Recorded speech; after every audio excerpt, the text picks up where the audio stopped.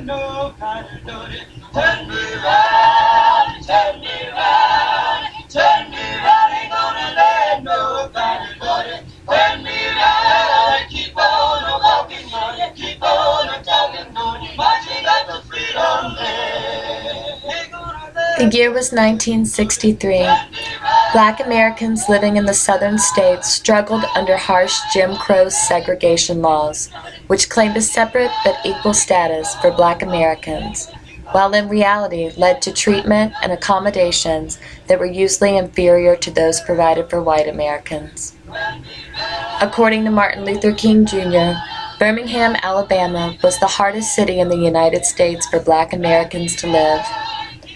The police commissioner, Eugene Bull Connor, was an outspoken racist who enforced the city's Jim Crow laws with an iron fist.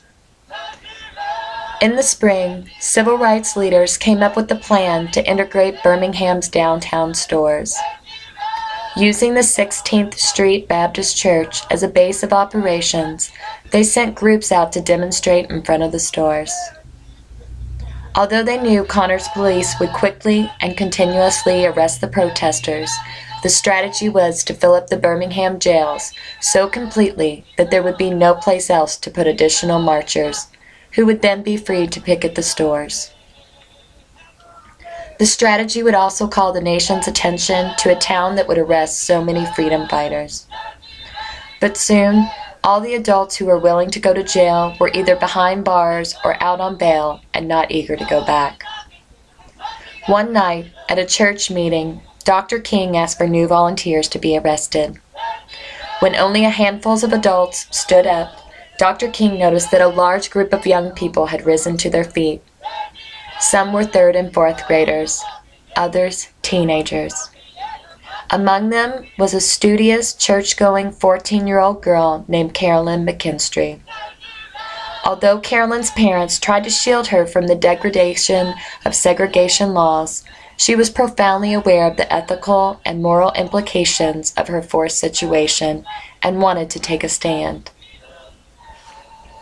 Because she was so convinced that her parents wouldn't let her take a part in the civil rights demonstrations, Carolyn didn't ask for permission.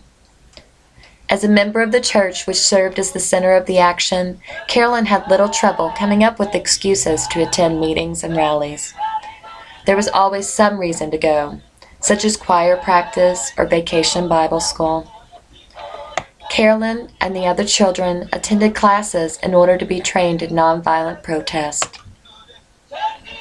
On the morning of May 2nd, Carolyn was one of nearly 1,000 children who marched out of the 16th Street Baptist Church and into the streets of Birmingham, carrying signs and chanting for freedom. Police arrested them by the hundreds.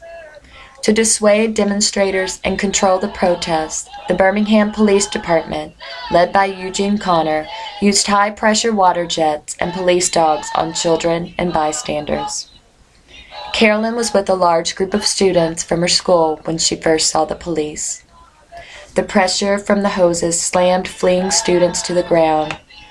Carolyn was running for the church when the water reached her. The water pressure from the hoses was so intense that it blasted a hole through Carolyn's sweater and removed the hair on the right side of her head. Furious and insulted, Carolyn returned home to face the anger and concern of her parents. Images from the protests circulated around the globe, leading to worldwide outrage. Within weeks, an agreement was made between black and white leaders in Birmingham, ending legal segregation in the city. Unfortunately, the new laws did not change the way people felt.